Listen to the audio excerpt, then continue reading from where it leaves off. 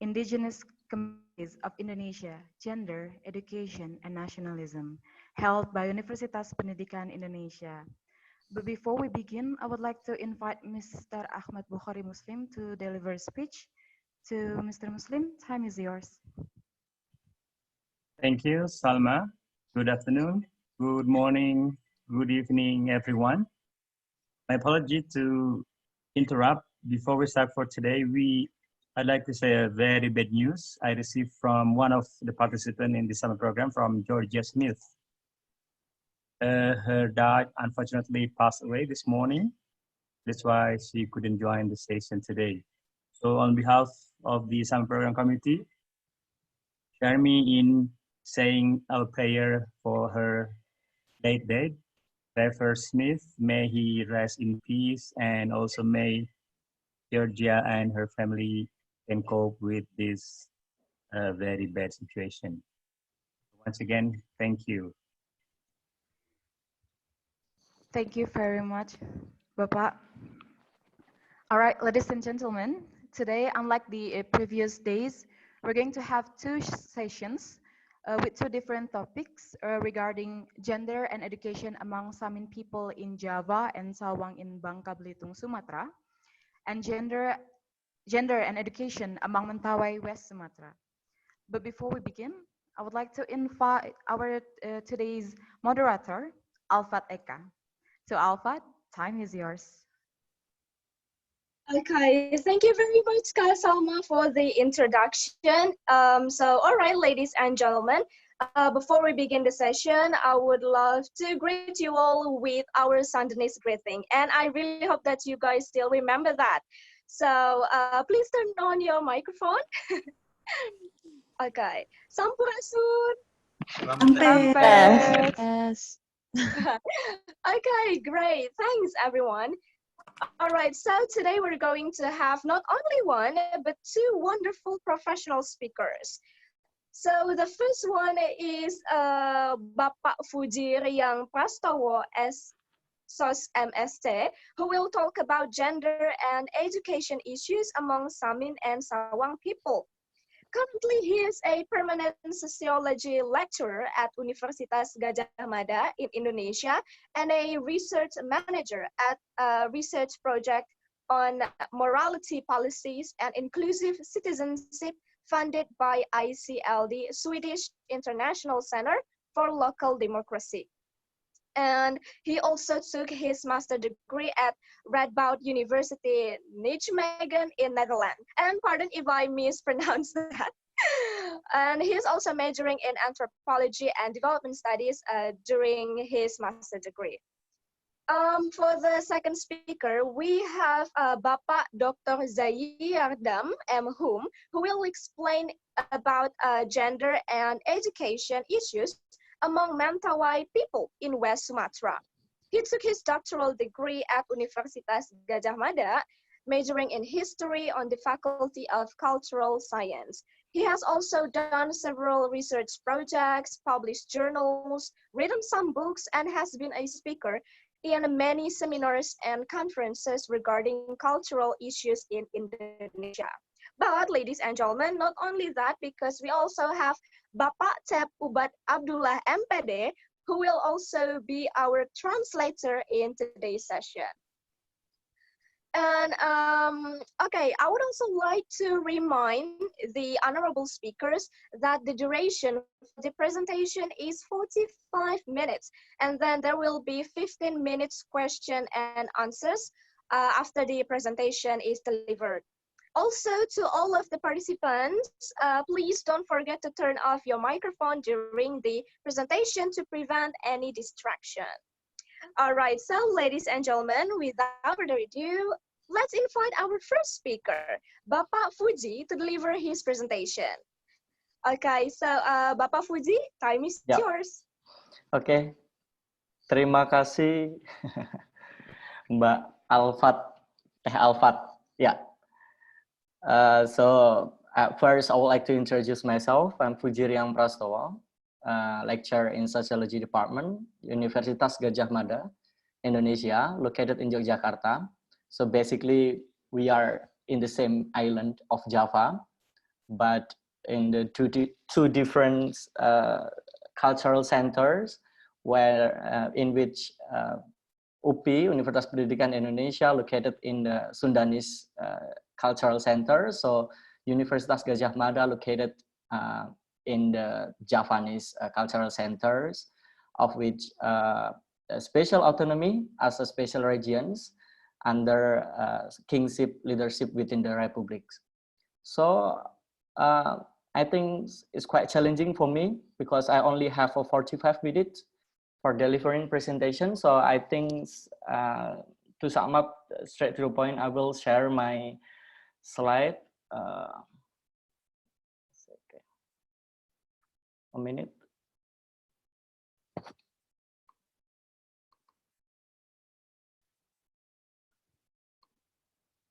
Yeah. Okay. So today I will be bringing a presentation about the stories from hinterland to the sea. That is about the Samin people in Java Island and Sawang people in Belitung Island. So, yeah. Prior to the presentation, yeah, I would like to introduce myself also, but in the specific area. Even though I'm a lecturer in sociology, I have an anthropology background, or I call myself with a phenomenology-based ethnographer, an ethnographer who uses a phenomenological approach in constructing emic narrative stories from the informants. So here's one of my notable posters when I was a research fellow in Singapore. And the following are some of my expertise. Apart from being a lecturer, I'm also a Javanese novelist whose manuscript have been used as a student thesis and journal by the university about the Javanese diaspora in Suriname. That is about the critical novel about post-colonial Javanese. So for more details, please refer to my academic portfolio. It will be a pleasure if in the future we can collaborate on academic project or something else.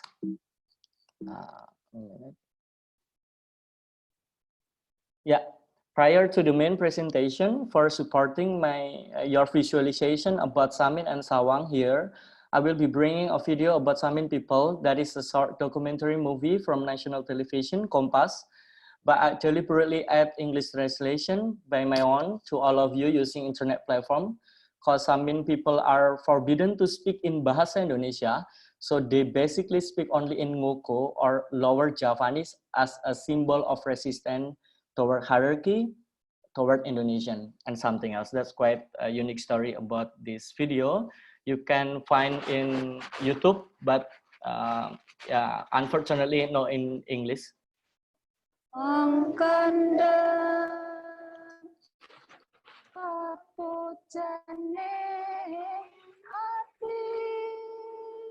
Jadi kearifan lokal itu ramen duwe sedulur sikap. Duwe kabeh. Nek iso yo ayo padha balik ngetrapno kearifan lokal, ngetrapno budi pekerti karo anak-anake dhewe iku sebagai pondasi, sebagai dasar. Lan aku percaya hukum-hukum yen upamane adile negara kuwi wis ora jejeg. Sing bakal dicegah ya kahanan alam.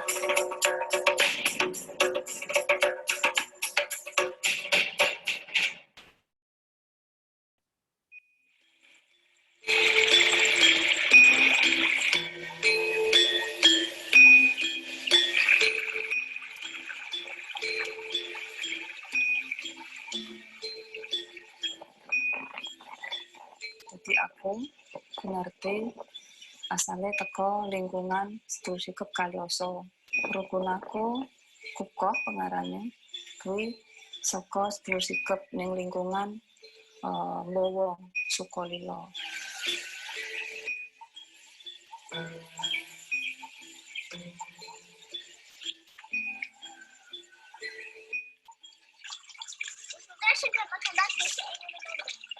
Ini kan yuyune jenenge iso metu.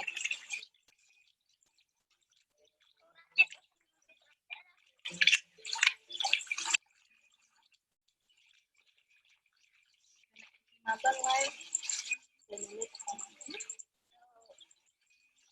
Masih lah.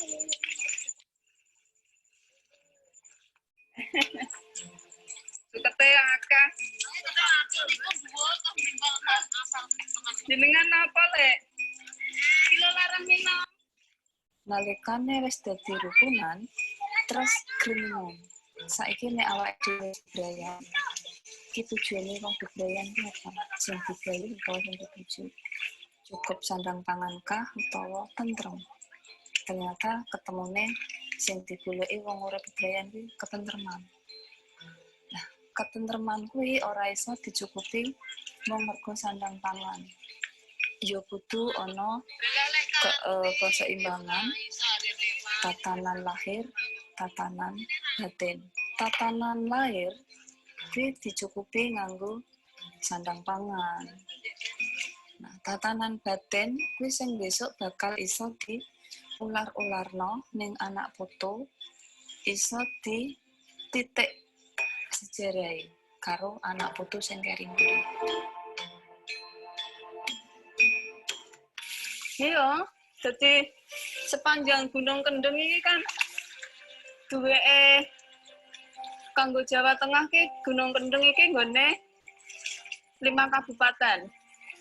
Pati, Kudus, Blora, Grobogan, Rembang. Nah, kelima-limane kabupaten kuwi kejaba Kudus kuwi kabeh do terancam ana 8 industri pabrik semen sing mengajukan pengen ngedeke pabrik nang wilayah 4 kabupaten. Nah, monggo nek ana pabrik kuwi yo wis bakal mateni sumber panguripan. Wong urip iki sumbere saka lemah saka banyu.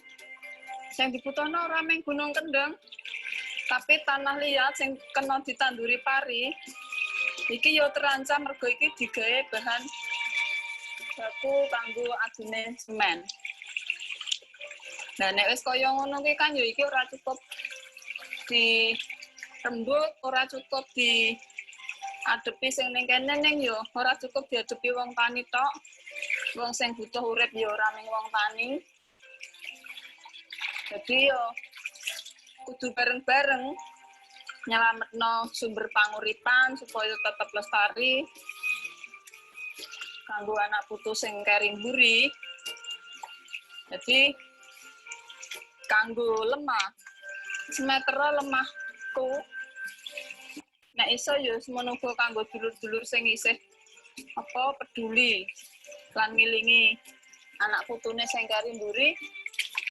Meter iki dituku sak miliar nek kanggo pabrik semen aja dijual. Mergo berarti nek wong kuwi ngedol lemah kanggo pabrik semen berarti wong kuwi wis ora butuh urip.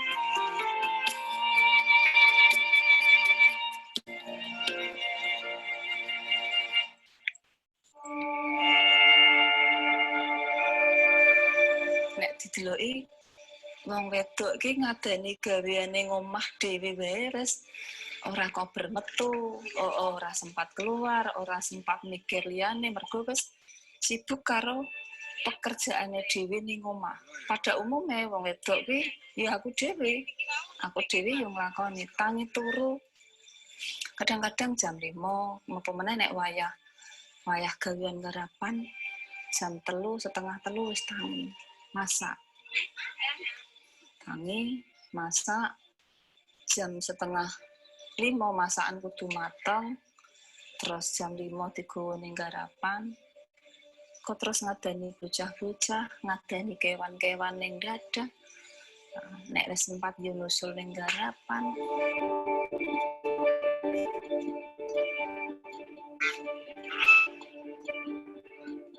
Jadi wong sing dititik iki kan ora sandang pangane, tapi labete, lakune. Nah, saka kono kuwi piye carane iso tentrem awake dhewe iki nggawe ketentreman nek ono srawung ketemu karo sedulur sikep jagong nek aku ora ana wektune ya kowe kudu iso ngayahi. Aku tak sing nyukupno golek kecukupan sandang pangan. Aku nek entuk sandang pangan ya kanggo sak keluarga. Kowe nek entuk apa kawruh pitutur saka sing tuwa ya kanggo sak keluarga.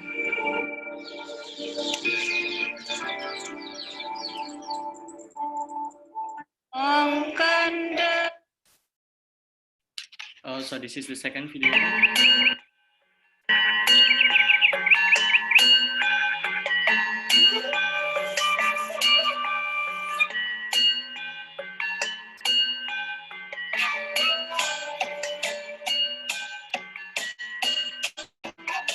Tahun 2006 mulai ono masalah keterancaman lingkungan sing terancam karo pabrik semen Gresik ning Kecamatan Sukawila. Kebeneran pancen aku duwe apa ya kelompok paguyuban kadang sikep sing awale iki yo ketemu jagong-jagong yo teko petang desa Mawen, Bombong, Kaloso, Ngadiran. Tujuan teko gawe paguyuban kuwi yo supaya iso nutupno sapa sinaba sing sesuk awake dhewe iki ditanggeno anak putu.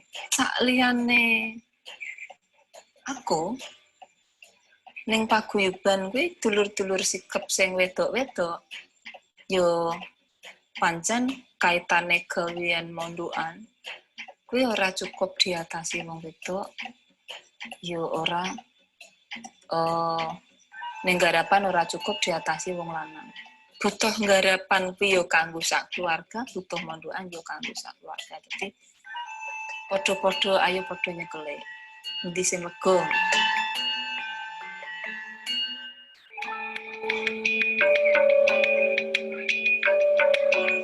Sakliyane paguyuban kuwi ana sedulur-sedulur sing merasa resah tangga liyane sedulur sikep. Dadi ana desa misik sing lagi resah mergo akeh tanah sing didol utawa dituku arep ditanemi jarak. Waktu kuwi arep digawe jarak kuwi kanggo penggantine bahan-bahan minyak, bahan bakar minyak. Ora ana penanaman nanging sing ana malah isu mengenai rencana pabrik semen.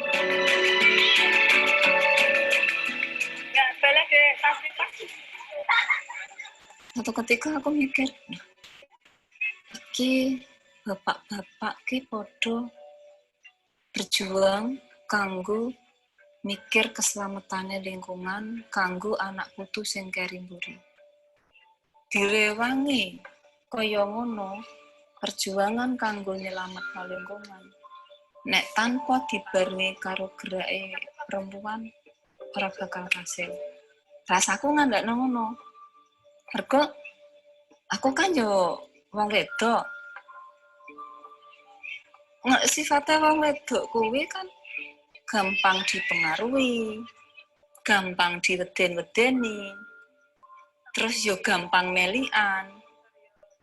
Kepinginan maksudnya.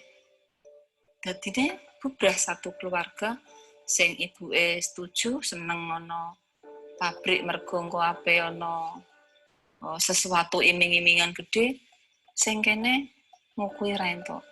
Kamangka nek nganti ana pabrik semen sing bakal ngrasakno dampak luwih dhisik kuwi ibu-ibu. Sumber air ki bakal mati. Kamangka tangi turu ibu-ibu ki wis butuh banyu.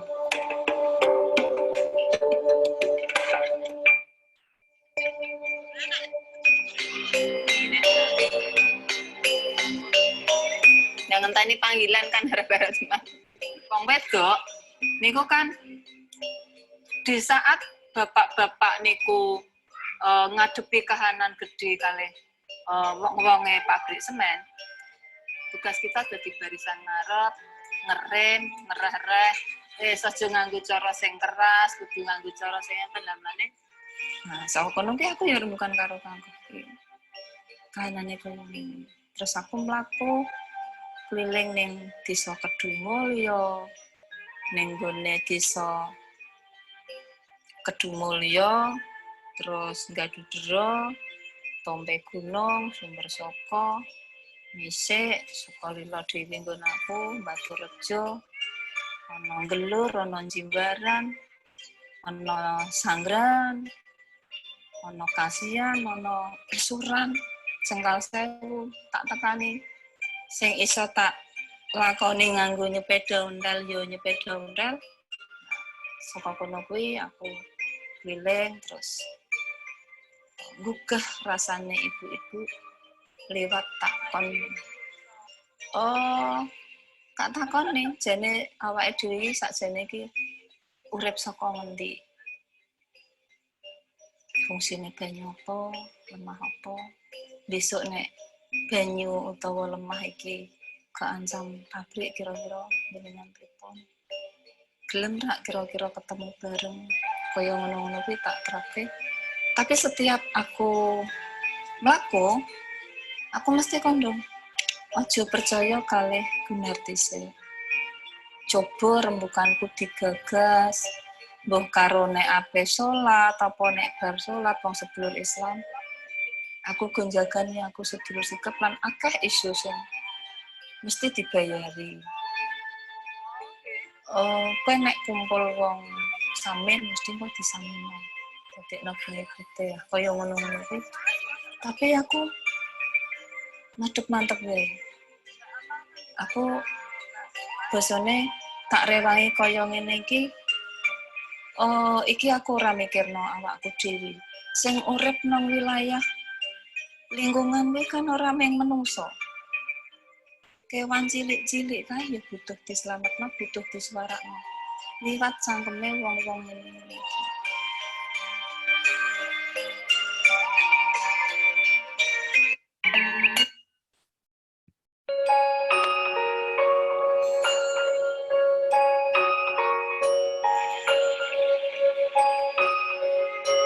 Itu kuwi antarane taun 1993. Aku ndeloki bocah-bocah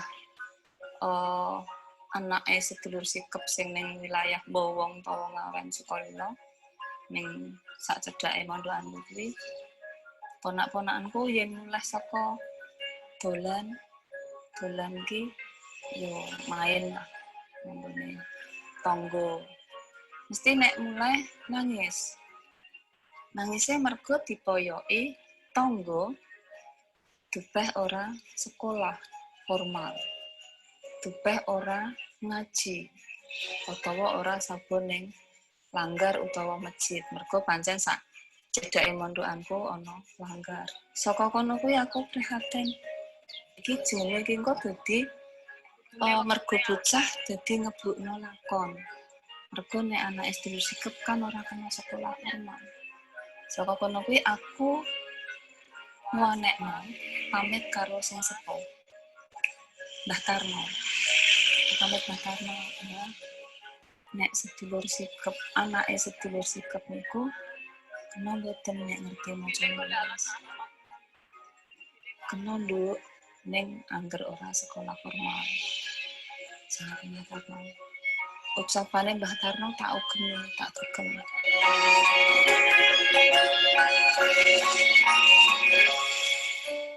Lancar neng terus aja nulah-nulah. Wektune 10 menit.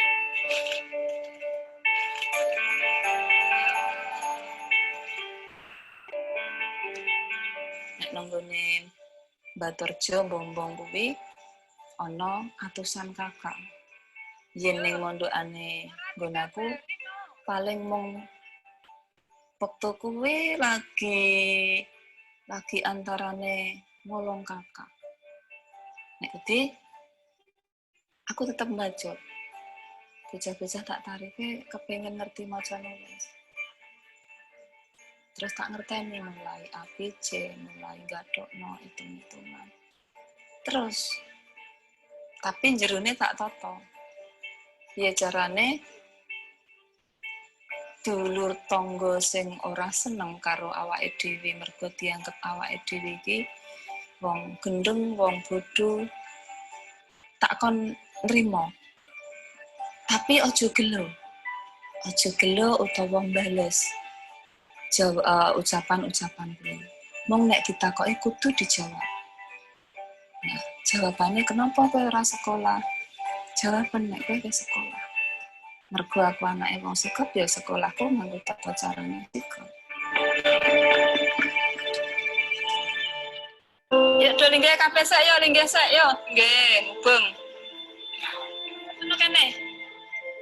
Dik Danang kene. Terus buktekno beno kowe ora sekolah, tapi mungkin iso melebihi karo anak-anake, karo bocah-bocah sekolah liyane. Nah, dari tahun 93 terus mergo dulur-dulurku kan yo isih duwe anak cilik sing akhire wayahe kepengin ngerti lan saiki nganti yo pernah putu-putu isih padha kepengin tak sinau. Lan aku rasanya seneng banget ketika aku bisa dadi kanca kanggo bocah-bocah liyane.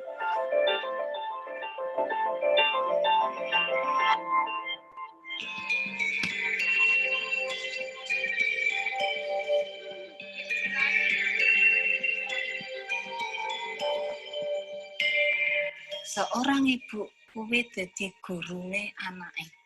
Dadi lan orane si anak, dadi iki tegese dadi apik lan orane si anak wis saka wong tuwa wedok. Sak cedhak-cedhake si anak ning wong tuwa lanang kuwi cedhak wong tuwa wedok. Nek pemahamanku ngono mergo akeh wong tuwa lanang kuwi sibuk gaweane njaba, wong wedok akeh ning omah. Dadi ning kadang-kadang saiki lanang wedok metu. Mbuh sing omah, sing penting kecukupan sandang pangan. Padahal kuwi ora sing gawe tentrem, ora sing bakal dikarepno si bocah. Ora bakal dititik sesuk sing kari mburi ki ora teko sandang pangan.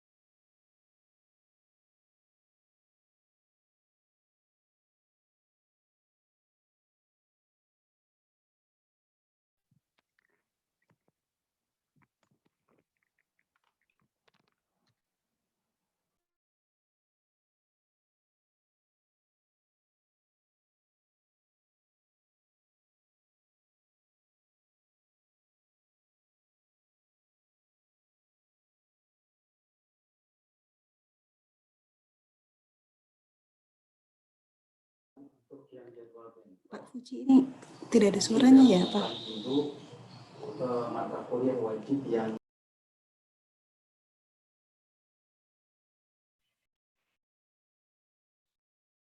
Yes, I think it's off. No audio.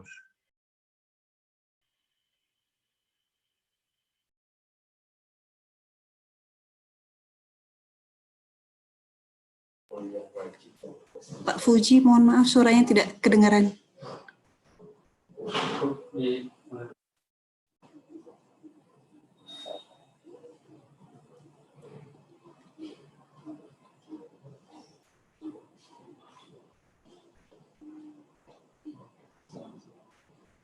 Masih belum kedengaran.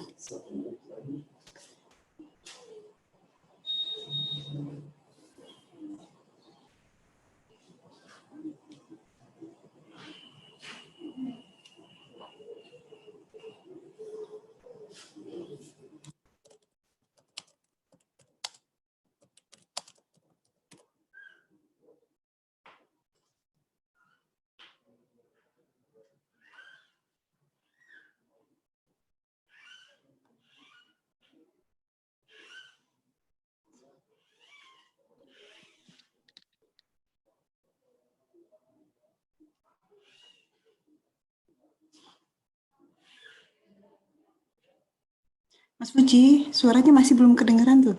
Ada apa ya? Tadi kita sudah coba. We just try to check the sound in the beginning of the session before the session begin, but your voice is okay. But now we can't hear your voice.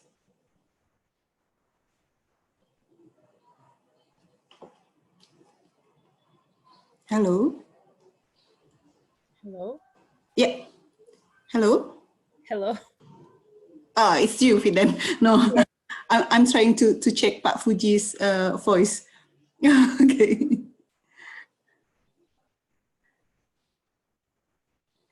We have checked it before the session and everything is okay.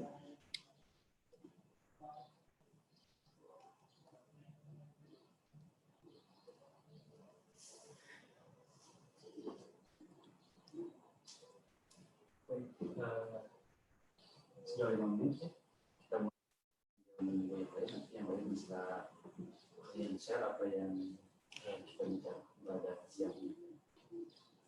Baik, bismillahirrahmanirrahim. Assalamualaikum warahmatullahi wabarakatuh.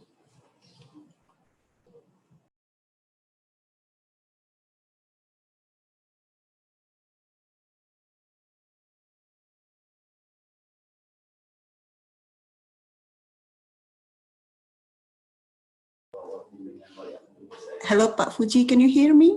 Can you hear my voice? Try to reload in.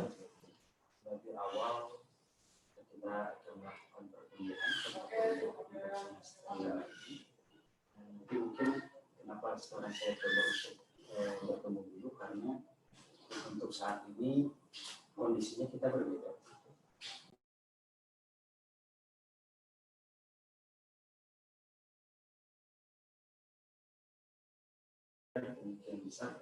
All right, sorry everyone for this inconvenience. This is the limitation of technology, however. So we have to adjust. Kurang lebih sekitar 40% itu nanti akan teori. Yeah, he left and will re-enter, don't worry. To check his audio. Thank you, Geronimo, for your understanding.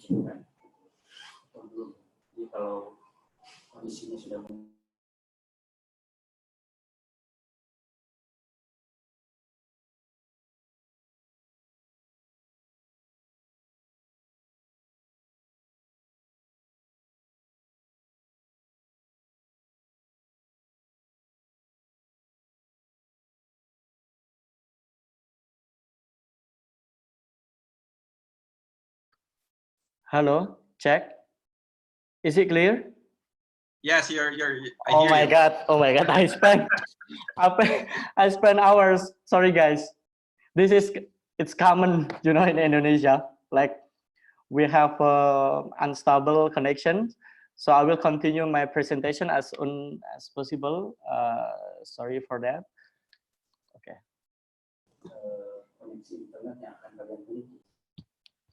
Yeah.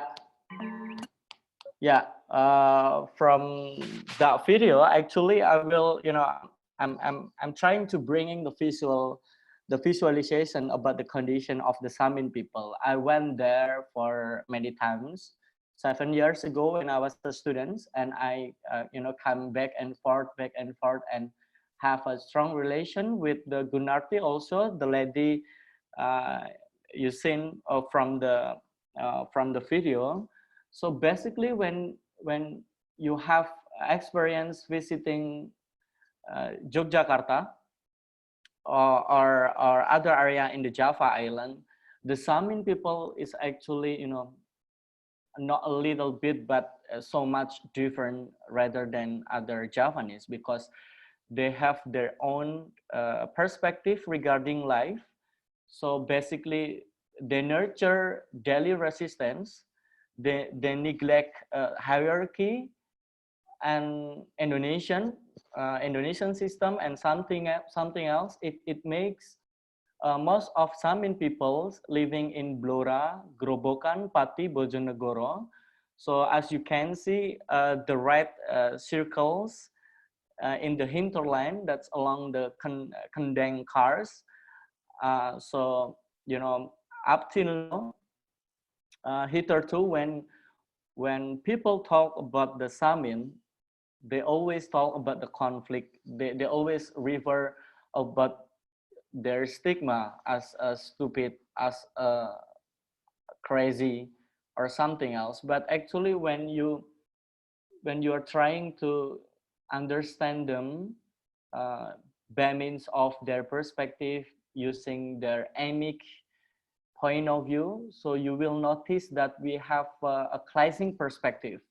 Like all of us have a common grounds of understanding about the educations.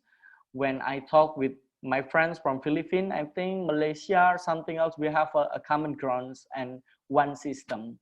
That is how to say, it's embedded, strongly embedded in capitalism. But for Samins, the inner education, it means soul education. It's much more important rather than we achieve the degree, having a good work or something else.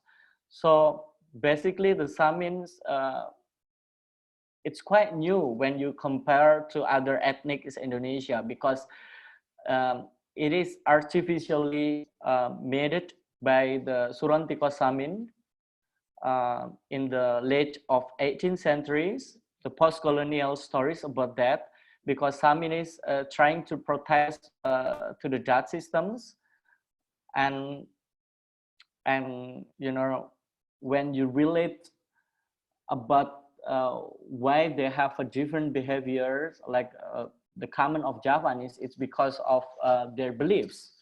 So I call their belief is in the same family of pantheism. Pantheism is a doctrine which identifies God with the universe, regarding the universe as the manifestation of the God. So it's kind of like the concept of moksha in Hinduism, or Sufism in Islam, when God is inside your body. So that's why Samin people trying to not attach with the outside attributes. For the example, the capitalism itself, the degree, the work, and something else, because the purpose of life, according to the Saminism, is the harmonization between self and God. Some of them have practiced Islam actually, because they have in the third point, they have a teachings called with the Pandom Urip. Pandom Urip actually based on the Serat Jamus Kalimasodo. That is the book, the first book in the beginning of the Islamization in the 15th century. So, but the Samin ancestors trying to not to be the purification of Islam. So they try to make hybrid value between Kejawen, the ancestor value, and the Islam itself. So they are Sufism, I think, or pantheisms precisely, when they see themselves among the universe. So when I went there at the first time, a lot of equation in my head, why those people have different behaviors different perspective and different way of life, because I think the answer is all of us, you know, going to school to make us smart, like the previous video Gunarti said. But for some Indians, they don't need being smart, they don't need being rich, they just need to understand why it's going on like this, why it's going on like that. So when they are coping with the conflict right now, so they speak the truth. They don't speak the speculation. They don't want to speak the speculation in terms like the government coming to them and saying that the cement industry make you more welfare, more, you know, in a good life or something else, but they see that that's not truth. So that's why they just speak the truth. And the summing value of life, as you can see from the presentation, basically, you know, it's basically the combination between what we say, our behaviors, and our the way of thinking. At the first one, from the baby early learning environment, as you seen from the video, the Samin peoples, you know, were educated by the Angger practical, or the law of conduct of behavior. So this means that the Samin community should not be arrogant, hate others, envy, and blah blah blah. So it connected with the communality value or something else. And after that, when the children growing up bigger into the teenager, they are allowed to speech. But this is quite funny. When I was there, if you are not good enough in debate, so don't go to Samin people, because there are a lot of funny story between Samin and outsiders, because Samins, you know, embedded on the understanding, and we are only focused on what we say. So a lot of clashing perspective, a lot of misunderstanding happen when you go there without use your inner voice. So this is quite difficult to understand with that, because sometimes for Javanese, just being silent is, you know, just being silent means 1,000 words. So if you are angry, you don't need to say, just silent. If you're happy, you just need to celebrate or something else, you just silent. So that's why in the last action, when the people growing up in the adult stage, this is the church of Pandom Urip, the main church of the Pandom Urip of Saminis. They're trying to be more wise. So it's relate. I think it's similar with the Buddhism. It's more a selfness issue and value. So that's why Saminis until now they neglect, and they don't want to be educated with Indonesian system, with other system, because they have autochthonous education. I think that is the precise idioms rather than indigenous, because they already have a resistance toward Dutch, and after that Indonesian turns, so they resist also to the Indonesian, because they only know that they just humans, so they don't need a label after the human. So that's why the Samin's value of life, you know, is trying to harmonize between Pangondo. Pangondo is what we smell. Pangroso, this is quite inside. When you feel this is not true, so you have to speak up, regardless your status, regardless the genders or something else, you have to speak up. And Pangrungan, this is more hearings, and Pangawas, this is more seeing. So that's why when to sum up, I can say about the Samin is and about the gender, they have a more gender equality rather than us. So the job labor is just the division of labor itself. As you can see from the video, Gunarti say that, yeah, my job labor is in the domestic area. It doesn't mean that I'm under the man. At the same stage, I can go to agricultures. So respectively, for the men also, they can go to domestic area. So the gender itself is just a job divisions. And the attribute, you know, it's less attribute rather than other Javanese.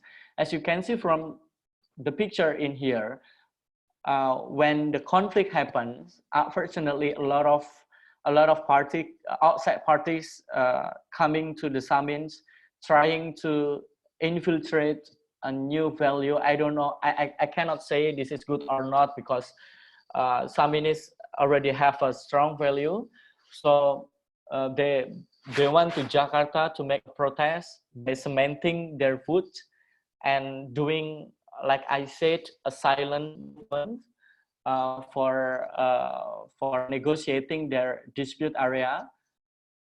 This is Gunarti, and you can search about the Samin. A lot of media, international media report about this movement because I think it's quite interesting outside Indonesia, because I think in general all the people thinks that Indonesia is still in the conservative way, but in a way we have the Samin, for the example, the Samin is like they have the equality itself without knowing the feminist value in what happened in Western or something else, but they actually nurture their equality by their own. And this is one of the non-violent resistance and transnational solidarity according to the international perspective. I went there when the Simbah Wareh died, and being erected into monument to make the young generation, especially for women, to engage, to strengthen, to encourage the women, the young generation of Samin to more brave for speak up when they are on the true way, so they have to speak up. So at first, that is about the Samin, and the second, why I put two example or two case on my presentation, because Samin and Sawang actually have a common ground. They are living under stigma. Some of them or many of them cannot access the Indonesian facility, policies or something else. Although they resist, I think that the government still have a responsibility to prepare their basic needs, for example, the public health and blah, blah, blah.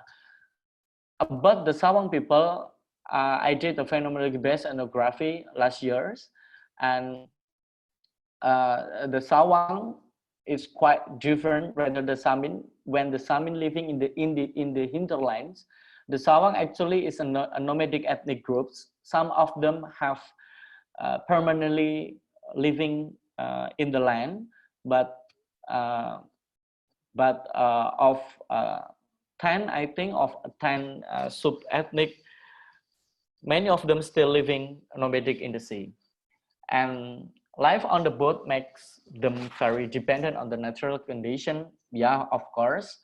And this is quite interesting because, how to say it, the land-based gender constructions and the sea-based gender construction, I see those base make a difference constructions in reproducing the value and something else. That's a video, but I just want to make it faster because I only have 5 minutes.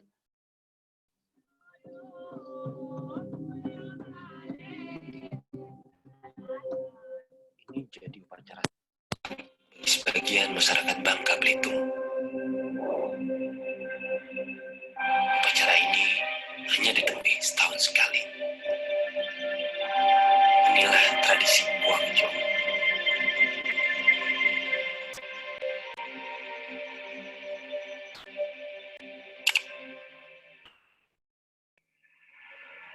Bangka Belitung dianugerahi sumber daya alam yang melimpah dan pesona alamnya. Namun di balik itu semua, terdapat keanekaragaman kesenian tradisional yang masih terjaga hingga saat ini. Unik, bernuansa mistis, atraktif, dan mengandung kearifan lokal. Inilah tradisi Buangjong, upacara kuno yang masih dijalankan sebagian warga Bangka Belitung, khususnya warga suku Laut atau suku Sawang di desa Selinsing, Belitung. Bagi masyarakat suku Sawang, Buangjong merupakan ritual sakral yang telah berlangsung secara turun-temurun. Setiap tahun, ritual ini digelar sebagai bentuk penghormatan warga suku Laut agar hasil tangkapan melimpah, serta terhindar dari hal-hal buruk selama mereka melaut. Di Belitung Timur, upacara Buangjong diselenggarakan setiap bulan Februari, ketika musim angin barat di mana ombak laut ganas. Upacara tersebut diawali dengan ritual berasik. Tetua kampung yang dipimpin oleh seorang dukun adat kemudian memanggil roh leluhur mereka dan roh penguasa laut untuk bergabung dalam ritual. Selama ritual berlangsung, gendang terus ditabuh, serta doa dan mantra terus dirapalkan. Anak-anak muda suku Laut akan melakukan tarian yang membuat mereka tak sadarkan diri. Mereka menari mengelilingi jong atau replika perahu. Kemudian dilanjutkan dengan prosesi ritual jitun. Usai menggelar serangkaian ritual, keesokan harinya warga kampung suku Laut Sawang kembali berkumpul. Mereka bersiap membawa perahu dan melarungnya ke laut. Diawali ritual tari ancak. Dalam ritual tari ancak, ada seorang pria yang menari. Ia membawa replika rumah, lalu diikuti oleh segerombolan anak dan mengelilingi perahu tersebut. Selanjutnya, mereka membawa ancak tersebut ke dalam hutan. Memohon agar chit-chat jokes happen when the lady wash the clothes, when the children's taking bath together, and many more. So the Sawang tribes actually have been portrayed in one of the films, the famous film of Laskar Pelangi, but unfortunately back again under the stigma that they are the stupid, backward, and many more. In the perspective of the majority, quote-unquote Islamisms, and also in the perspective of Indonesian. Actually, this is back again, relate to what happened in Samin. In their point of view, they just need to be happiness. They don't want to be, the true Indonesia or citizenship, relating these issues about the nationalism itself, like they see themselves just a pure human. So they don't really care that they are Indonesian or not. I think this is because of their roots. Their roots is basically based on the sea. When the sea, it's more flexible and they can go to everywhere around the region, and they still have a connection, I think, to the some of Orang Laut in Malaysia or in Sulu, Philippines. They still have a connection with that. So that's why they don't want to make it serious in the land-based civilization like us. And this is quite interesting about their beliefs. When the Samins artificially made their beliefs based on the pantheisms, that is the hybrid between Islam and Sufism and Kejawen and environmentalisms. But for Sawang, they still nurture animisms in terms that they still believe that the one who have a big powers and blah blah blah. But Sawang and Samin have the same value also, that they believe in reincarnation. For Samin people, you cannot say condolence when somebody died. When you go to funeral, it's just a business as usual. There are no people cry and blah blah blah, because they still believe that all the human have one soul, and when the body died, it just died, the physically died, but the soul can travel into plant, into animal, into anything in the world. So that's why they are strongly nurture the environment, because they cannot make a difference with my ancestor or with the common stones. This is same with sawang, and for sawang, this is 1 minute. I would like to make a strong, highlight about sawang is about the sexuality. So sawang have a different emotion like Western emotion of us. I don't know how to say, when I attend the bersahabat or bersahabat, the meaning of jealous is really different between us. I don't know, it's more flexible. They don't nurture the emotion like us, the angry smile or something else, they just flat. If, for the example, the former lovers, when somebody have a divorce, and when they meet their former lovers, they can make they can spend one night without the current couple making jealous or something else. So this is, I still have a limitation to understand about this, because my limit stay in sawang, and this is the last. Same with the Samin. I think what I want to say by means of this presentation is, somehow when we use our standard, our modern standard, we always going into trap. We trap ourselves with the developmentalist standard and saying that they are living in the backwards.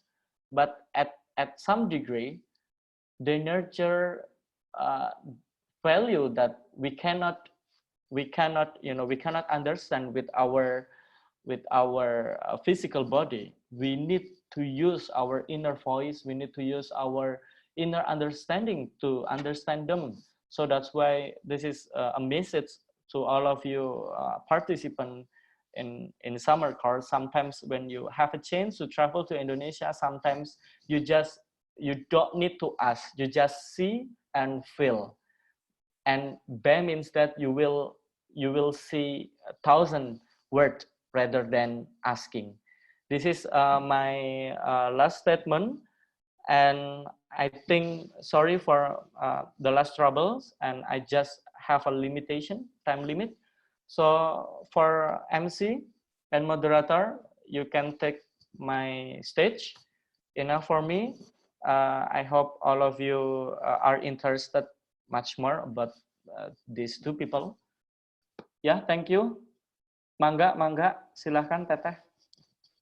All right, Yeah. thank you very much, Pak Puji, for the very, very insightful topic that we have discussed today. Yeah. It's actually very interesting to know the values about the Samin people, as well as the ritual among the Sawang people. But unfortunately, our time is very limited. Yeah. So maybe if some of the participants are having questions, you can ask the questions via email to Pak Puji. Yeah. Yes. Sure. How about that, Pak Puji? Do you mind? Sure. Is that okay? Is it okay? Is it okay? Okay. Okay. Or maybe if we still have time for in Wednesday afternoon, perhaps, Pak Puji, if you don't mind, we can actually do the question and answer session on the Wednesday afternoon after the presentation from Bapak Age on that day.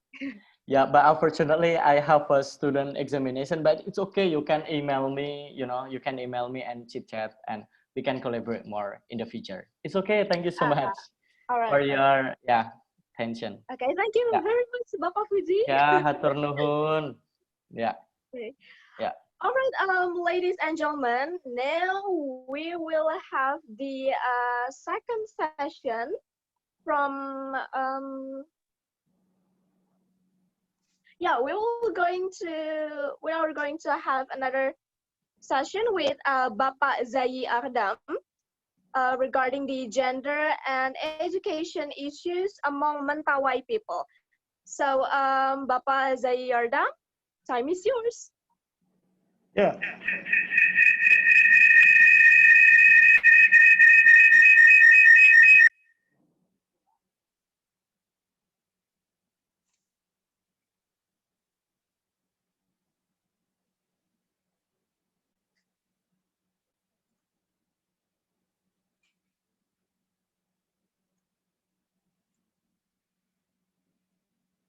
Halo. Halo. Selamat siang.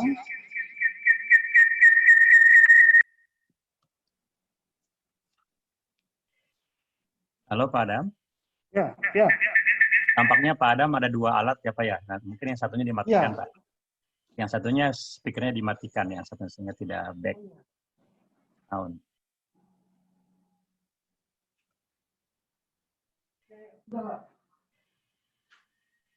Oke Pak Adam.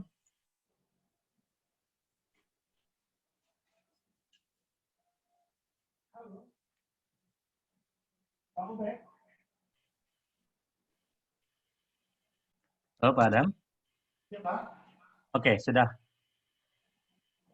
Tidak ada feedback, tapi mungkin suara Pak Adam agak lebih keras, lebih dekat ke mikrofon. Halo.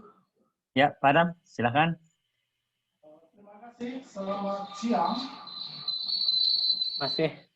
Masih feedback. Siapa Pak? Saya langsung. Iya, halo Pak. Hadir Pak. Halo Pak Adam.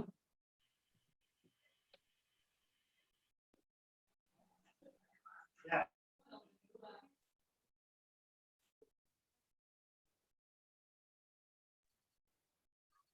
Halo. Ya. Halo Pak. Udah oke Pak Ubat? Pak Abdullah, Sudah siang. oke. Selamat siang. Ya, selamat siang. Tulisan saya mengenai pertemuan di Laut Lepas, Mentawai yang terpencil, yang terluar, dan yang termarginalkan.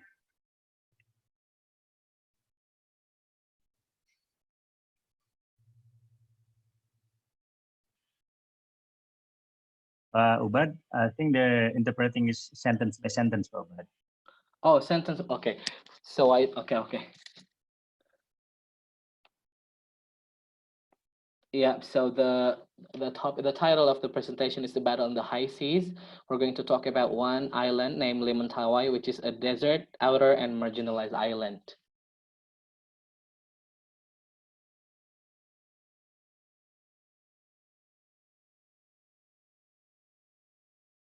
Pak Adam itu di mute, masih mute audionya.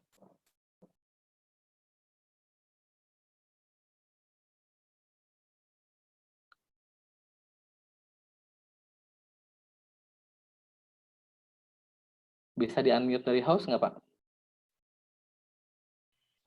Tusi, bisa meng-unmute, Bu Tusi, host? Saya ini sudah coba unmute, tapi tidak bisa ya. Oh gitu? Ini kan masih sampai akhir minggu ini kan. Pak Adam, itunya speakernya masih di-unmute. Ya. Masih di-mute. Untuk pembayaran, semuanya sudah melakukan. Oke, silakan Pak Adam. Ya. Ada penangguhan ataupun yang lain. Ya, halo. Halo Pak. Ya, bisa dilanjutkan Pak Abdullah? Silakan Ya, Pak. Pak. Silakan.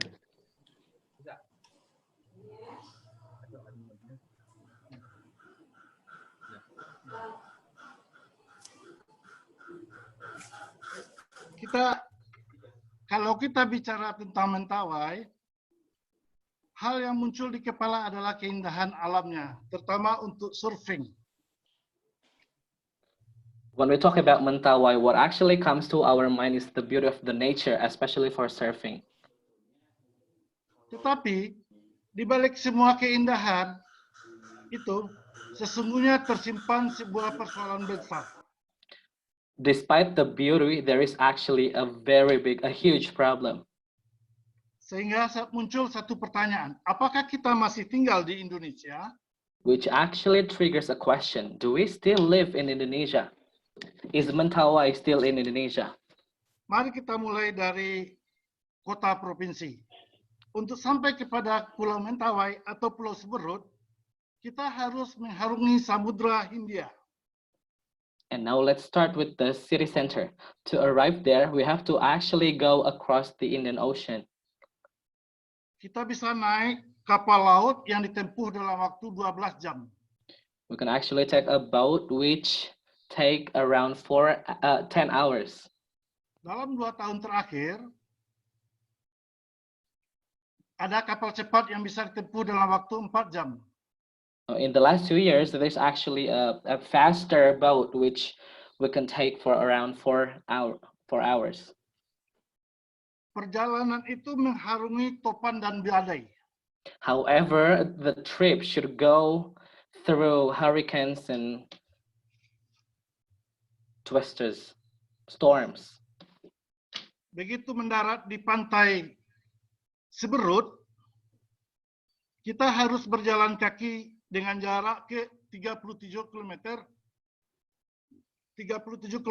ke daerah lokasi penelitian. And once we arrived on the island, we should walk for around 37 kilometers to the research site. Jika di Bandung jarak 37 km ditempuh dalam waktu 1 jam, maka di Siberut waktu jarak tempuh 37 km itu sampai 10 jam. Wow.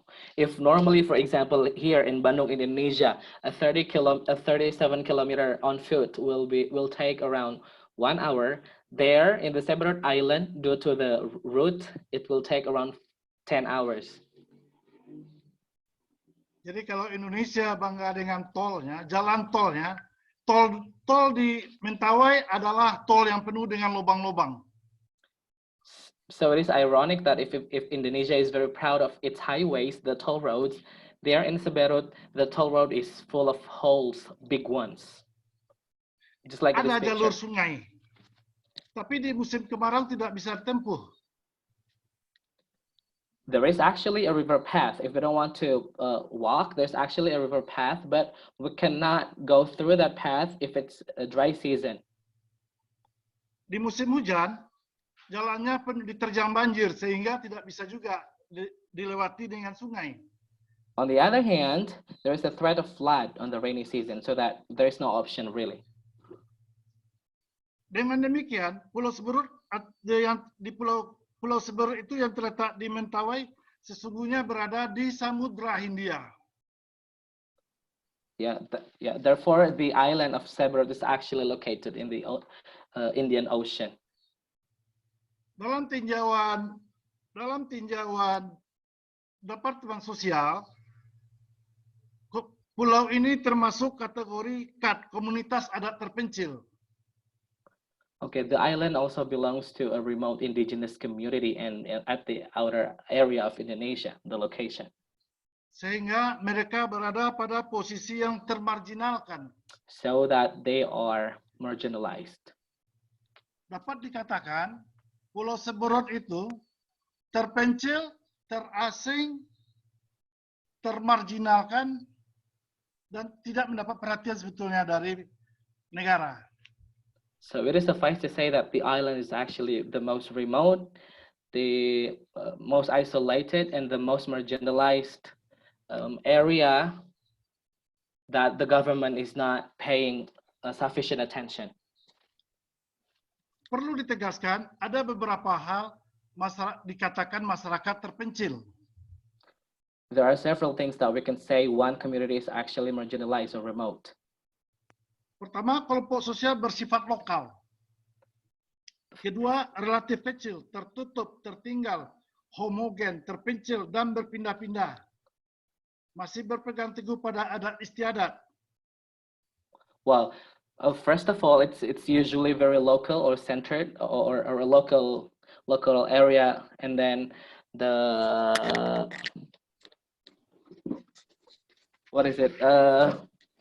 Nomaden?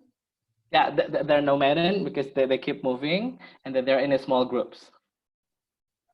Kondisi geografis sulit ditempuh atau dijangkau. Kehidupan tergantung pada sumber daya alam setempat dan teknologi sangat sederhana. Also, the accessibility in terms of geographical location is really difficult to access, and the economy is also low because it really depends on the existing natural resources, so that the economy is relatively low. Ekonominya bersistem subsisten dan akses pelayanan dasar, pendidikan, kesehatan itu sangat rendah. Okay. In addition to the very low economy value due to the system, which can only provide the basic needs, the educational access is also low and difficult. Ada paling tidak 4 persoalan besar di komunitas adat terpencil. There are at least 4 big problems on the marginalized community, indigenous community. Penduduknya terisolir dari fasilitas publik dan sehingga menghambat peningkatan kesejahteraannya. Number 1, most of the people they lack of access to the public facilities, which actually limit their activities. Kesempatan penduduk untuk mengembangkan dirinya terhambat karena letaknya yang terpencil. Their opportunities to actually develop themselves are actually very limited because of the location. Ketika pihak luar datang, terutama negara dan kapitalis, selalu saja menimbulkan konflik. When outsiders come, especially those with it usually triggers new conflicts. Para pemodal itu datang menimbulkan satu masalah baru yang kemudian disebut dengan kemiskinan absolut yang tidak memungkinkan mereka hidup secara layak karena tidak bisa memenuhi pangan, sandang, dan papan. Okay.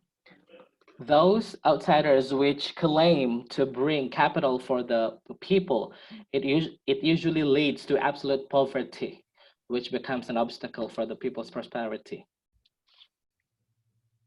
Pada umumnya, desa-desa terpencil di Pulau Siberut yang meliputi kecamatan Siberut Barat, Siberut Utara, Siberut Selatan, Siberut Barat Daya, dan Siberut Tengah. So these are the areas of Siberut Island. We have West Siberut, North, South, Southwest, and Central Siberut. Seperti dikatakan di awal, ekonomi mereka sangat tradisional. Kehidupan mereka sangat subsisten, tergantung kepada alam, dengan mata pencarian pokok berburu dan mengambil hasil hutan.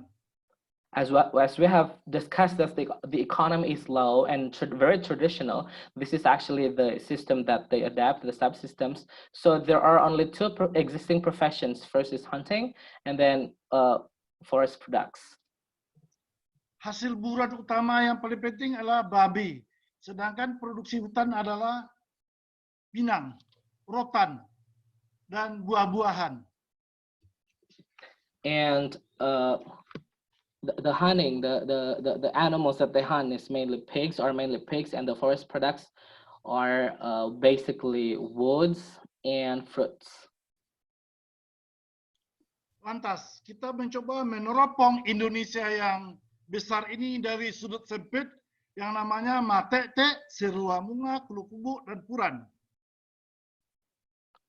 So let's have a look at Indonesia from a small point of view, namely Matete, Siruamuga, Kulukubuk, and Puran. Ini merupakan desa-desa yang masih asli, yang belum terjamah oleh penduduk luar. Those places are untouchable, so they're still natural and original. Jadi kalau melihat Mentawai yang asli, jangan di pinggiran pantai, tetapi lihatlah ke pedalaman. Kalau di pinggiran pantai kita akan disuguhkan dengan keindahan ombak untuk surfing. Sedangkan untuk pedalaman kita disuguhi oleh pemandangan tentang kemiskinan, kemarginalan, dan kebodohan. So if we really wanted to see the real Mentawai, we cannot see it from the beaches because it offers the beauty of the waves, especially for surfing. But let's have a look deeper into the city center, where we can see poverty, marginalization, remote area. Kemudian, kedudukan perempuan atau segi gender, hegemoni laki-laki sangat tinggi. Perempuan tidak dilibatkan dalam pengambilan keputusan, sehingga sistem yang berkembang dalam masyarakat di Mentawai adalah patrilineal. In terms of gender equality, it's very dominated by male. It's the male hegemony, the traditional male hegemony. It means that females are absolutely not involved in any decision making. So it's a male dominant system. Dapat dikatakan perempuan hanya sebagai objek. Kemudian istri ikut suami, dan yang lebih penting lagi adalah istri terlibat langsung dalam memenuhi kebutuhan keluarga. Artinya istri langsung bekerja. Oh. So unfortunately, females are considered as objects, more like objects in the gender equality system of the people, but they are also required to provide for the family, so they can work to provide for the family. Nah, inti dari tulisan ini adalah masalah pendidikan. And the core issue of this presentation is actually education. Pulau Mentawai baru kenal dengan dunia pendidikan lebih kurang 10 atau 20 tahun terakhir. Because sadly, Mentawai has just been introduced into education for the last 10 years. Di banyak desa tidak ada SD. Oh, even in many villages there are no elementary schools. Not only junior high schools, but no elementary schools, the primary education.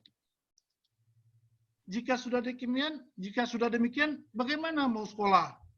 Mereka tinggal di Huma. Huma itu adalah kebun-kebun yang letaknya 7 atau 10 km dari desa. Untuk berjalan kaki ke desa, anak-anak dibutuhkan berjalan 4 sampai 5 jam. And the question is, if there's no school at all, where to go to school, where to study? What they do is to stay at home, and their homes are located 4 to 5 years apart, away from the city center. Dengan tempat tinggal yang jauh dari pemukiman ini, banyak di antara mereka yang tidak sekolah. Therefore, most of them don't go to school due to the location of their houses. Sekolah itu juga terbatas gurunya. Biasa saja di sekolah itu hanya ada 1 sampai 2 guru. Sehingga seorang guru mengajar 3 kelas. Even if there are some schools in few of the villages, in one school there are only 1 to 2 teachers, so that one teacher is responsible for 3 classes at least. Sekolah hanya sekedar tempat bermain. Pada musim hujan, otomatis libur. Target mereka hanya bisa membaca dan menulis. Consequently, schools for them are just playgrounds, and sadly, when it's raining, the schools are off, and the main objective of the education is only literacy, the very basic literacy, so that the students can read and count and write. Karena tidak semua sekolah atau di desa atau di dusun sekolah, nah jika mau sekolah, anak-anak harus ke desa tetangga. Okay, so because not all the villages has a school, so whenever some children want to go to school, they have to go to another village, which is far. Jadi karena orang tuanya juga tidak mendapatkan pendidikan, maka anak-anaknya pun tidak mendapat dukungan yang kuat dari orang tuanya. Not only do they have issue with the distance of the school, but they also have problems with parental support because their parents didn't go to school, so they also don't support their children to go to school. Jadi, tidak usah cerita daring di Mentawai. So that online learning which we are exposed to right now is just a fairy tale there. It's just, some dream. some fantasy. HP di sana seperti barang mati atau bangkai saja karena tidak berguna. Mobile phones don't have receptions, so they're useless. Jika mau sekolah saja, anak-anak itu sudah bagus. And those who want to go to school, they are actually the hardest, the ones with the hard work, the hardest work. Sesungguhnya mereka bukanlah kelompok masyarakat yang merdeka. It is safe to say that they are not independent yet. Catatan akhir.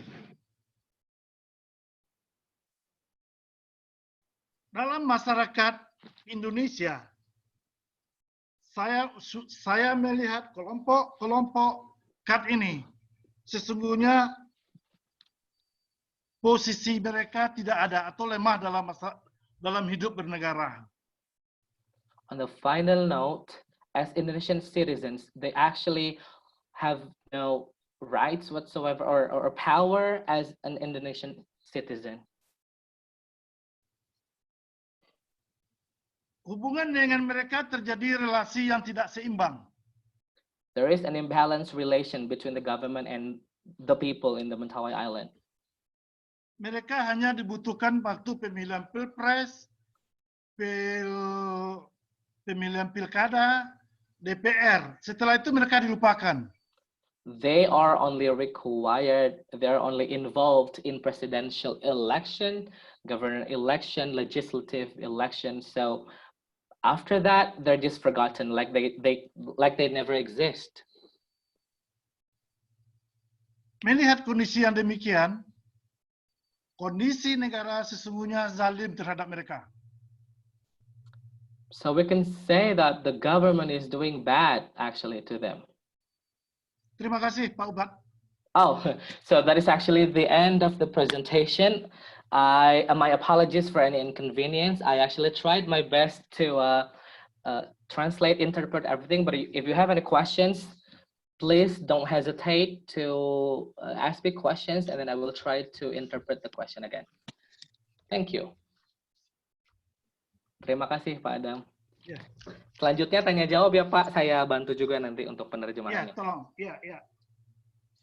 Okay, so thank you very much to Bapak Adam for the very, very insightful talk that we have today regarding the Mentawai people. All right, so now, ladies and gentlemen, if you have any questions, just please type in the question box, on the chat box. And then if you want to speak directly to Bapak Adam, you can also do that. Just inform us via the chat box below. Okay, so is there any questions? I have the presentation is both insightful and also hurtful because it's some sad fact. It involves sad facts. Fidan, do you want to ask a question? Yes. Actually, okay. About the last presentation, so the lecturer said that there is an imbalanced relation between the government and the people. I want to explain this expression maybe because it means that the government ignores the people who live there, or what does it mean? Okay. Pak Adam katanya tolong lebih dijelaskan lagi maksud dari ada ketidakseimbangan hubungan antara pemerintah dan juga penduduk di Mentawai, Siberut ini. Terima kasih. Pertanyaan pertama ketika saya sampai di daerah KAT adalah, apakah kita masih berada di Indonesia? Silakan dulu, Pak. Nanti. Oh, oke. I'm sorry. Saya terlalu terkesan. I'm too impressed with the. Okay, so to answer your question, it actually answers your question with a question. So once he arrived on the island, the first question that came up to his mind is it still Indonesia? Due to the fact that it is ignored, it seems to be abandoned. So that is actually the first question when he first saw the island with his bare eyes. Silakan Pak, lanjut. Kenapa saya katakan demikian? tanda-tanda kehidupan mereka disentuh oleh dunia luar tidak ada. Bahasanya masih asli. Mereka tidak bisa berbahasa Indonesia. Oke. Kemudian, sistem ekonominya sangat tradisional. Tanda-tanda bangsa Indonesia ada di sana hanya satu. Baju kaos para caleg-caleg. Itu saja. Jalan di situ bisa dilihat gambar-gambar yang saya tampilkan. Jalan ke lokasi itu. Bisa dilihat dari foto-foto yang saya tampilkan. Itu yang kedua. Yang ketiga, mereka sangat, anak-anaknya itu melihat orang luar seperti ketakutan. Okay. Wow, to be honest, I'm actually a little bit embarrassed to explain this because this is supposed to be the part of Indonesia. I mean, it has to receive equal attention, but yeah, this is a discussion, it has to be objective. So, there are no obvious signs of the island being a part of Indonesia. Number one, for example, when he came there, the people, they didn't speak Indonesian language. They only spoke their own language. Number two, the the only sign of Indonesia over there was from the T-shirts of those running for presidents, governors, and legislative members of the Indonesian government, which were distributed to them because they need their votes. And then after that, that's it. And the children, the local children, whenever they saw strangers, they were afraid. It's like they saw aliens due to the fact that it's, very untouchable. So those are the signs of the imbalanced relationship between the government and the island. Thank you. Terima kasih. Fidan, terima kasih. Pak Adam, terima kasih. Thank you very much. Thank you. Okay, thank you very much, Pak Adam and Pak Ubad for answering Fidan's questions. Next, we have a question from Rosa Smith. Rosa, would you like to turn on your microphone, please? Yeah, sure. Hello, everyone. Hi, Rosa. Thanks for presentation. Terima kasih. I have a question. As I'm a student of theology studies, we've been studying the first religions, animism, and Mentawai islands are very interested in that way. I didn't get clearly what kind of religion they're following, animism, shamanism, or syncretism. Like with Java, it was very clear, but now that's a question of mine. Okay. Thank you so much for the question, Rosa. Pak Adam, karena Rosa ini mahasiswa teologi, sehingga Rosa itu mempelajari agama-agama pertama, agama-agama yang dominan di setiap daerah. Sebetulnya agama orang Mentawai itu apa ya, Pak? Atau kepercayaan yang mereka anut? Ya, terima kasih. Dalam bahasa mereka penganut Sibulungan. Oke. Sibulungan itu bahasa asli Mentawai. Oke. Tingkat kepercayaan mereka, agama aslinya seperti itu, Sibulungan. Nah, cuma dalam beberapa persoalan, di masa Orde Baru mereka dipaksa harus mengakui agama yang 5 itu. Nah, terjadilah perubahan-perubahan agama. Jadi saya melihat terjadi perubahan besar dalam agama. Sehingga kalau sekarang ini agama yang dominan itu adalah Katolik. Okay. Yeah, well, actually, their original beliefs is called Sibulungan, which comes from their own language. But then, for the past few years, they were actually forced to embrace the 5 acknowledged religions in Indonesia. So nowadays, most of them are Catholics. Because I remember when we were studying it, they have like a god before was like a mythology Pibata or something like that, if I'm not wrong. I mean, it's still very unknown because there is so many like ethnical small religions before they become like major. So is it still following the Pibata god or the person who went from the sky, as they say? Okay. Kata Rosa, katanya Rosa pernah menemukan atau membaca ada kepercayaan kepada dewa Pibata yang turun dari langit. Apakah kepercayaan itu masih dianut oleh orang-orang sana atau sudah tidak lagi? di desa-desa terpencil kepercayaan itu masih ada. Walaupun mereka sudah masuk Katolik, mereka tidak sekali setahun mereka tidak akan ke gereja. Jangan sekali seminggu, tapi sekali tahun belum tahu, belum tentu. Bahkan setelah reformasi, mereka kembali masuk ke agamanya yang lama. Masuk kepada agama yang lama. Jadi, kalau siapa namanya tadi? Mas? Rosa. Kalau Rosa ingin tahu, nanti saya antar ke desa Simatalu namanya. Di Mentawai. Kita harus jalan kaki di desa terakhir 5 jam sampai 7 jam. Itu adalah desa terpencil paling pedalaman Mentawai. Yang masih menganut sistem yang asli. Tapi di desa-desa lain, terutama yang di pinggiran pantai, kepercayaan seperti itu sudah berkurang. Nanti kita bisa tuntun lewat Sikere. Foto yang paling atas itu, Pak, paling depan. Sikere itu sebetulnya adalah dukun di Mentawai. Dukun. Tetapi juga mereka masih menganut sistem keagamaan yang tradisional. Sorry. It's okay. Well, apparently, Rosa, the reason why they converted from their original religion to the 5 acknowledged religions is just for administrative purpose.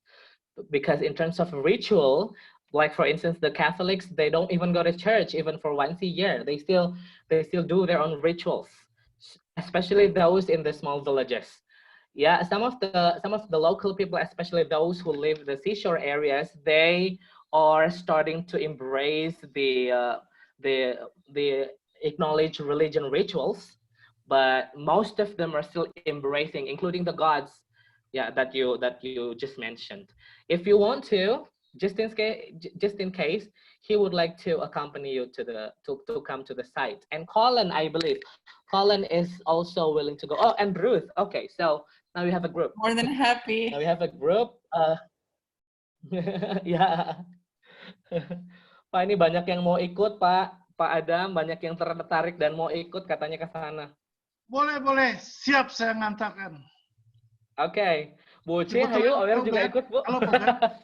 Saya itu Gimana, 15 tahun sebagai staf peneliti dari Dinas Sosial untuk komunitas adat terpencil. Jadi saya udah jelajahi beberapa dusun-dusun yang memang belum pernah dijamah orang. Okay, so our speaker, Bapak Adam, he's been a research member for the Department of Social Affairs of Indonesia for 15 years, especially researching indigenous marginalized villages and communities. So he's been to here and there. So if you need assistance of where to go to find such kind of indigenous communities, he is the right person to call. And especially in theology, which is very interesting for me. Yes. And now, ridiculously, I'm in one of the most Catholic and Christian country. I'm now locked down in Georgia. So it's also a very interesting fact. Yeah. You could actually collect some data there and make it into a paper. And before I was in Emirates, before I was in India, and I saw Sufism, Hinduism. It's like an amazing journey. Unfortunately, locked down. But anyway, it's still time to explore and work. Yeah, exactly. Thank you for the question. Yeah, thank you, Rosa. Terima kasih, Pak Adam. Alfat. Okay, thank you very much, Rosa, and also Pak Adam, as well as Pak Ubat. So I saw questions, but I myself wonder. So since you mentioned earlier, Pak Adam, that the Mentawai people has no primary school. And then I'm just wondering whether or not, is it the government that doesn't really, attempt to build something to develop the community to be better, or is it just maybe some of the Mentawai people are like, nah, they push the government away or something like that? I don't actually quite get that. So yeah, I'm just wondering about that. Okay, thank you very much for the question, Miss Moderator. Pak Adam, katanya kan tadi diceritakan bahwa beberapa desa itu tidak ada sekolah, bahkan tidak ada SD sama sekali. Apakah memang pemerintah itu seabai itu terhadap orang Mentawai atau memang ada penolakan dari warga lokal ketika pemerintah ingin masuk dan membangun sekolah di desa-desa terpencil di sana? Mereka taunya jabatannya aja. Rakyat kecil seperti itu tidak ada dalam otak negara gitu. Oke. Jadi memang ada program dinas sosial yang saya ikuti, yang saya kerjakan. Itu kerja saya adalah bagaimana merelokasi penduduk yang tinggal di uma-uma. Nah, begitu masuk program ini baru ada sekolah. Jadi saya katakan, bupati yang sekarang itu adalah hasil dari program saya itu. Dia ikut pendidikan, sehingga dia bisa jadi bupati sekarang ini. Wow. Desanya tahun 70-an, 80-an itu belum ada sekolah. Okay. So as far as is concerned, that the government is doesn't pay, how to put it diplomatically, the government doesn't put adequate attention yet to the area. Like for example, when he is involved in the programs from the Department of Social Affairs of Indonesia, what he did was relocating those who still lived in the traditional houses into better areas of living. And then the one who is the elected mayor right now is actually the product of that program. So he's actually taking part of it, of promoting that person, because he was exposed to the program, and then he started to care about the education and the programs introduced by the government. So yeah. Okay, thank you very much, Pak Adam, for answering my question. But we got another question from Gillian and Rosa. But then Rosa asked about your answer, sir. She asked, but what about the NGOs and international organizations? Kalau keterlibatan organisasi-organisasi non kepemerintahan atau organisasi internasional bagaimana, Pak? Ada LSM yang cukup intens di Mentawai, namanya YCM, Yayasan Citra Mandiri. Okay. Dia lebih cenderung kepada lingkungan hidup. Okay. Nah, sementara untuk dunia pendidikan, kelompok Islam dan Katolik yang ikut di dalam itu. Jadi ada nama desa Kulukubuk, di situ tidak ada sekolah, tapi ada seorang perempuan dari Dayak diutus oleh misionaris, seorang anak gadis umur 20 tahun diutus oleh misionaris untuk mengajar sekolah tempat tindakan. Pokoknya bisa baca aja. Ada umur 6 tahun dan ada umur 20 tahun dalam kelas itu. Okay. Well, so there is actually one NGO, namely Yayasan Citra something, but the focus, but it merely concerned with the environmental issue. And regarding the education, it is actually more, it is actually conducted more by the religious organizations. Like for example, in one of the villages where there is no school, there is one young girl, 20 years old, who voluntarily taught the people there ranging from 6 years old to 20 years old to be able to read. But she actually had a mission to invite the people there to embrace Catholics. So yeah, that's the fact. Okay, thank you very much, Bapak, for the answer. Now we have another question from Gillian. Okay, so Gillian, could you please turn on your microphone? Is it Gillian or Jillian? It's Jillian. Jillian, okay. Oh, Jillian, I'm sorry. I pronounced it. So I was just wondering, so under Jokowi, he had a huge push to improve infrastructure, like and build ports and whatnot to improve interconnectedness towards these remote communities. Did this community get any of those? Like you said, the boat ride was recently shortened to just 4 hours. I know that's only one leg of the trip, but did that impact like the welfare in that area, or is there another area of focus that the government should be looking at to help improve things in marginalized communities, remote marginalized communities? Thanks.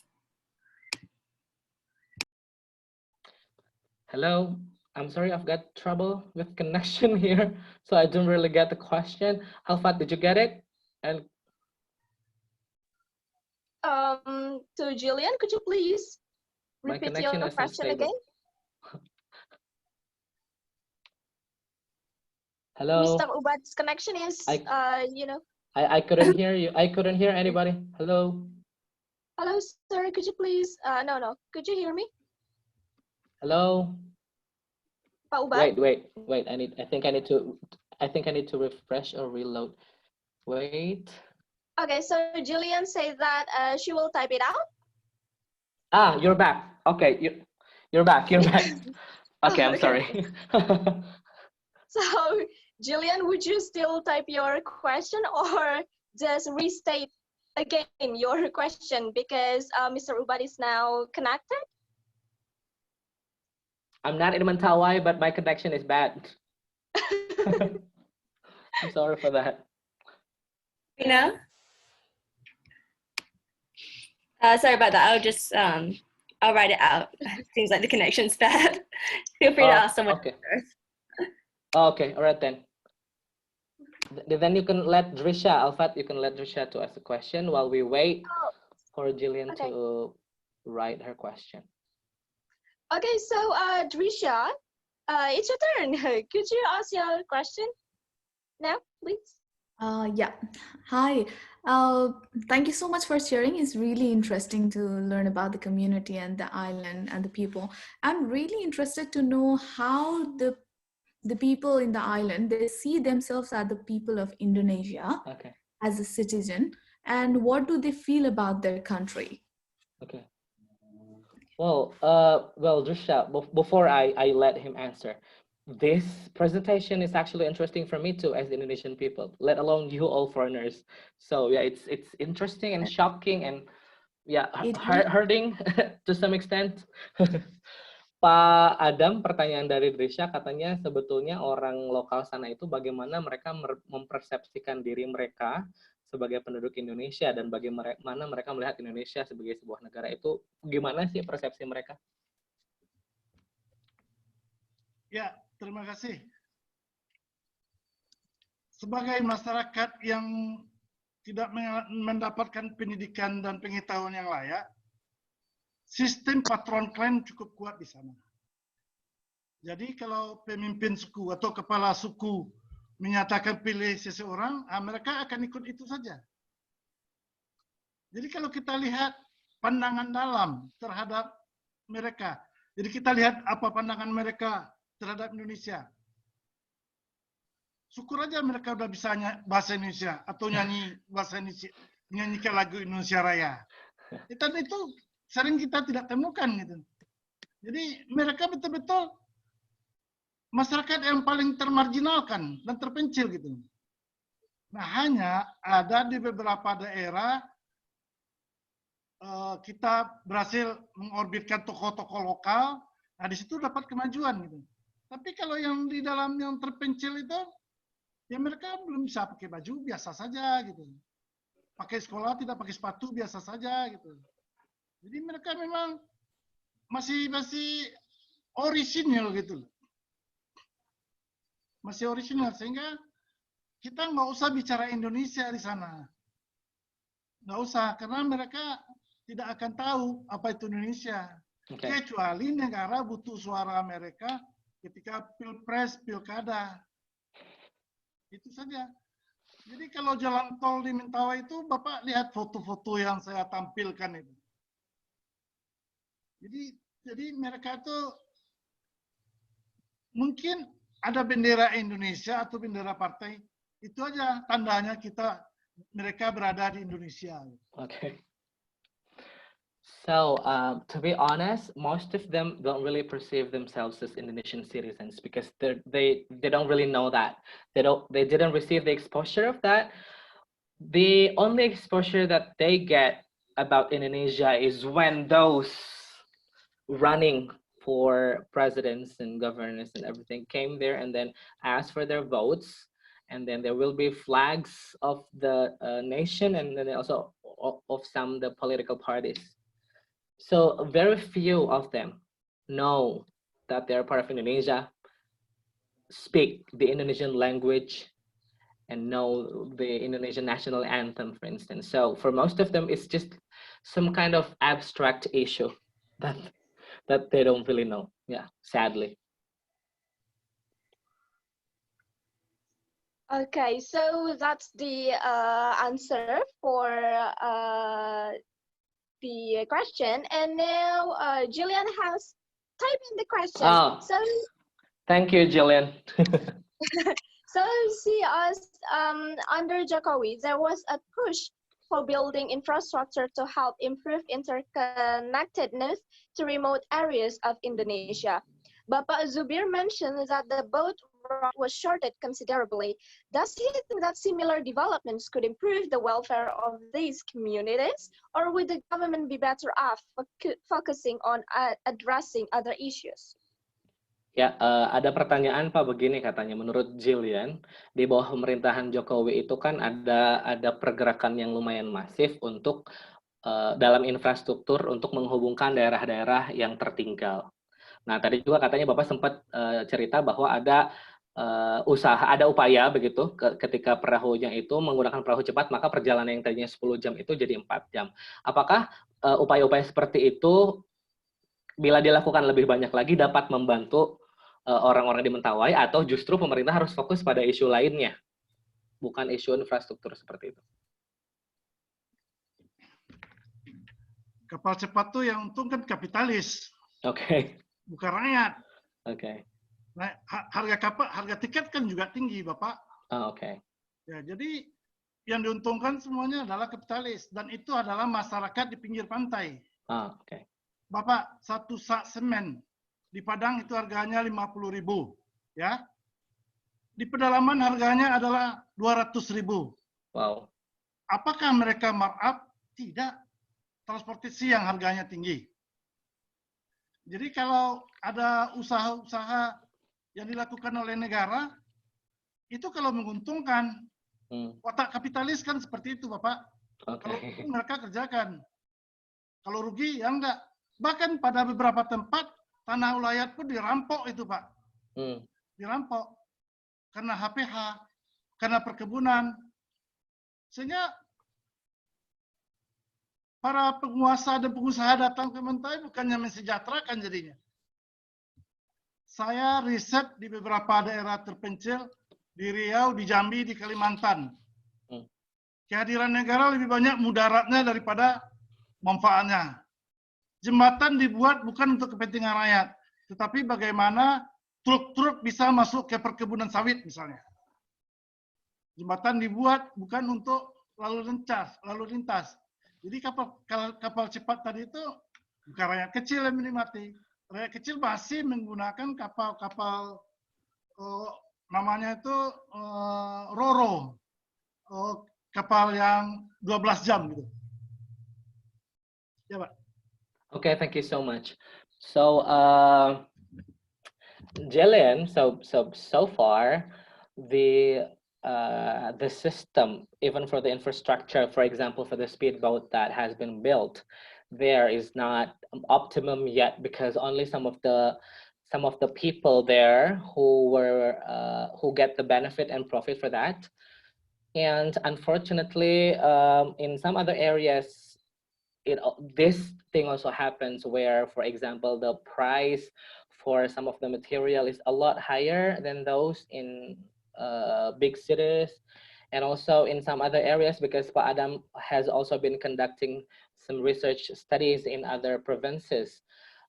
There were hidden agendas between infrastructure developments, like for example, some might build bridges which will seem to facilitate the infrastructure, but then there was actually some hidden agenda for the businessmen, like for example, to send the trucks to their palm oil gardens.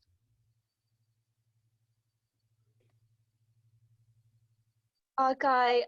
Thank you very much, Pak Ardam. I hope that answer your questions, Jillian. Okay, so unfortunately, our time has ended, and sorry, Kasama, I don't think we could continue to answer your question because the time has run out. It's Maybe you okay. can, yeah, maybe you can contact him another time. So thank you very much for all of the participants who has joined this discussion since the beginning, and so many insightful questions. And I hope what Bapak has mentioned before answered your questions. So now it's time to go back to our Master of Pak Adam, Ceremony of mohon maaf today. waktunya sudah habis, jadi harus ditutup sesi tanya jawabnya, Pak. Sekali lagi atas nama. Saya satu aja ngomong lagi Oh, bisa? silakan. Statement terakhir. Yes, sir. Silakan. Yes. Peserta yang terhormat, kehidupan itu tidak pernah adil. Keadilan itu milik Tuhan dan itu hanya ada di surga. Di bumi ini adalah pertempuran yang tak kunjung usai. Pertempuran melawan penguasa yang zolim, pengusaha yang buas, dan kebodohan kita sendiri. Terima kasih. All right, there is a beautiful quote by Pak Adam stating that life is unjust because justice is only later in the hereafter in the heavens. So he encourages us to keep fighting the battles to fight for justice. Thank you so much. Kembali ke Alfat. Okay. Okay, thank you very much, Pak Ardam, for the very, very motivational and beautiful quotes. And like I said previously, our time has ended. And thank you very much, Pak Ardam, for joining us in the summer program. Now, let's just go back with our Master of Ceremony. Kak Salma, please. Okay, thank you very much, Alfat. Once again, thank you very much, Pak Adam, Pak Fuji, Alfat, also Pak Ubad. It was such an insightful and mind-blowing sessions, even for us Indonesian. Everyone, please once again give a big applause for all the speakers, the moderator, and the translator. Terima kasih, Pak Adam. Ya, sama-sama. Thank you, Pak Ubad. Thank you, everyone. Ya, terima kasih Pak Adam. Terima kasih Pak Fuji. Kita foto dulu. Thank you, Pak Fuji. Okay. Ladies and gentlemen, now we have come to the end of today's agenda, but don't worry because we still have another great session tomorrow with another interesting topic. I think before we say goodbye, we might take a picture first. Can someone help me to take a screenshot? Maybe Novita? And everyone, please turn on your camera. Novita, can you help me? Okay. Everyone is ready? Yep, I think everyone is ready. On my count. 1, 2, 3. Wait. Okay, maybe you can count, Novita, you can help me to count for taking the picture? All right.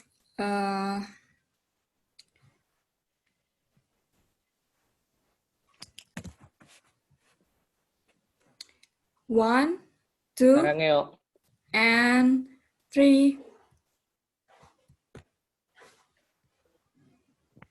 Okay. Okay, thank you so much, Novita, for helping me. Okay, thank you very much, everyone, for attending today's summer program. I'm Salma Hanifah Rizal as your Master of Ceremony, signing off. Hope to see you again tomorrow at 1 p.m. Indonesian time as usual. Wassalamualaikum warahmatullahi wabarakatuh. Waalaikumsalam warahmatullahi wabarakatuh. Thank you, everyone. Thank you, everybody. Sampurasun. Mari, terima kasih. Thank you, Rampes. Thank you, everyone. Terima kasih banyak Pak Adam, terima kasih banyak Pak Fuji. Email Pak Fuji sudah di-share belum ya?